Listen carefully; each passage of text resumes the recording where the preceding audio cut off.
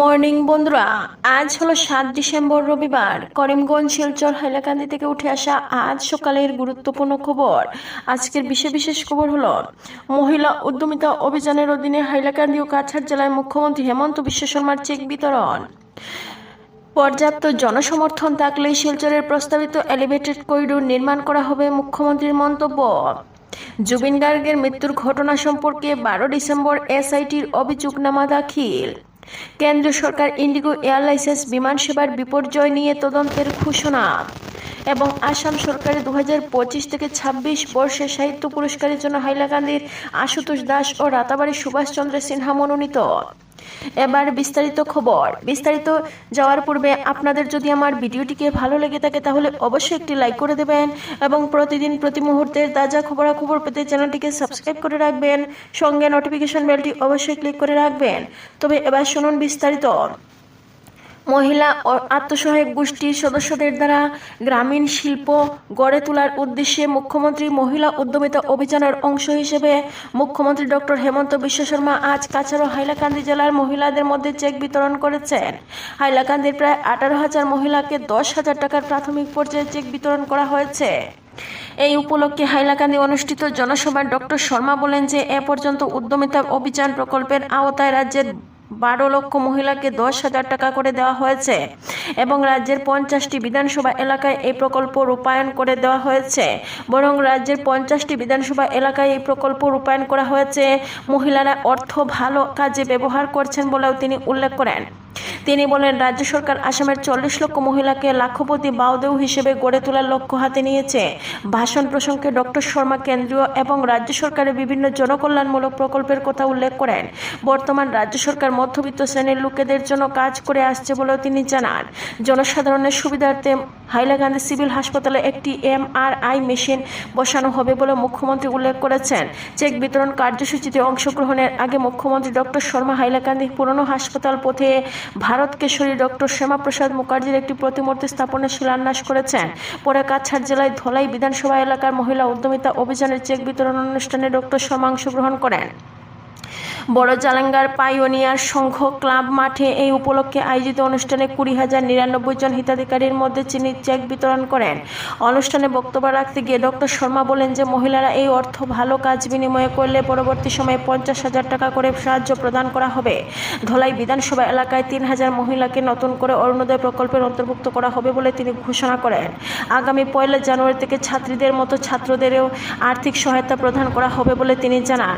সাংবাদিকদের সঙ্গে কথা প্রসঙ্গে মুখ্যমন্ত্রী ডক্টর শর্মা বলেন যে আগামী 15 দিনের মধ্যে বরাক উপত্যকার সকল হিতাধিকারীর মধ্যে মহিলা উদ্যমিতা অভিযানের চেক বিতরণের কাজ সম্পন্ন হবে। এছাড়া বরাক উপত্যকায় শিল্পোদ্যোগী সৃষ্টির জন্য শীঘ্রই একটি বিনিয়োগ সম্মেলনের আয়োজন করা হবে বলে তিনি উল্লেখ করেছেন। মুখ্যমন্ত্রী শিলচরের প্রস্তাবিত এলিভেটেড করিডোর নির্মাণ সম্পর্কে যে পর্যাপ্ত জনসমর্থন লাভ করলেই তা নির্মাণ করা হবে। একই সঙ্গে এই নির্মাণ কার্যের বিরোধীরা অব্যাহত থাকলে এই প্রকল্পটি অনিশ্চিত হয়ে পড়বে বলে তিনি জানিয়েছেন। এদিকে কেন্দ্র সরকার ইন্ডিগো এয়ারলাইন্স বিমান সেবার বিপর্যয় নিয়ে তদন্তের দাবি ঘোষণা করেছে। এজন্য 4 জনের সমিতি গঠন করা হয়েছে। 15 দিনের মধ্যে এই বিপর্যয়ের কারণ ও গাফিলতি সম্পর্কে অনুসন্ধান করে প্রতিবেদন দাখিল করতে সমিতিকে নির্দেশ দেওয়া হয়েছে। সমিতি বিমান পরিবহন সংস্থার কর্মচারী, পাইলট সহ কর্তৃপক্ষের অবহেলা সম্পর্কে তদন্ত করবে। এদিকে গুয়াহাটির গোপীনাথ বরদলৈ আন্তর্জাতিক বিমানবন্দরের যাত্রীরা আজও অসুবিধার সম্মুখীন হয়েছেন। বিমানের উড়ানো বিতরণের অনিয়মের জন্য যাত্রীদের বিমানবন্দরে দীর্ঘ সময় অবিবেচিত করতে হয়।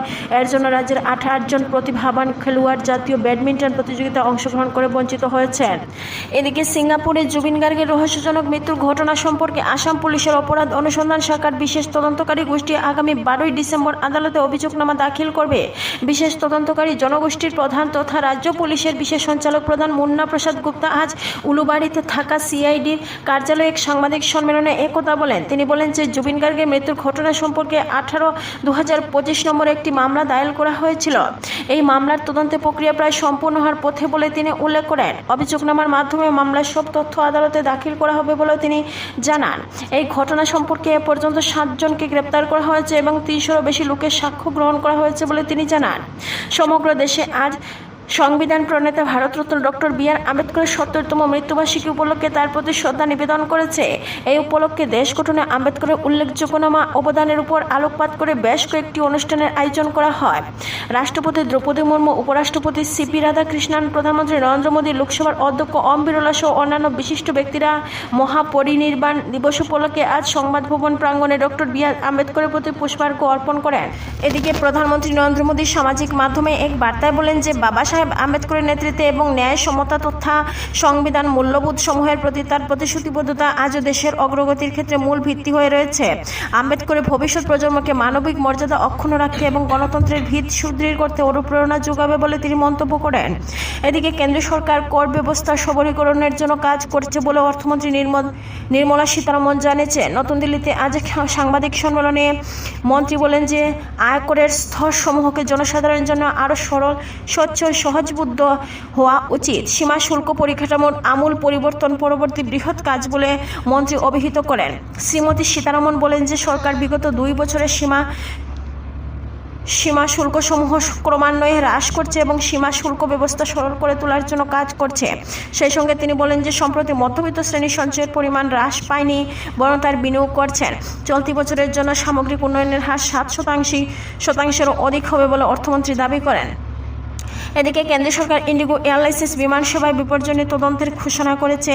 এর জন্য 4 জনের সমিতি গঠন করা হয়েছে। 15 দিনের মধ্যে এই বিপর্যয়ের কারণ ও গাফিলতি সম্পর্কে অনুসন্ধান করে প্রতিবেদন দাখিল করতে সমিতিকে নির্দেশ দেওয়া হয়েছে।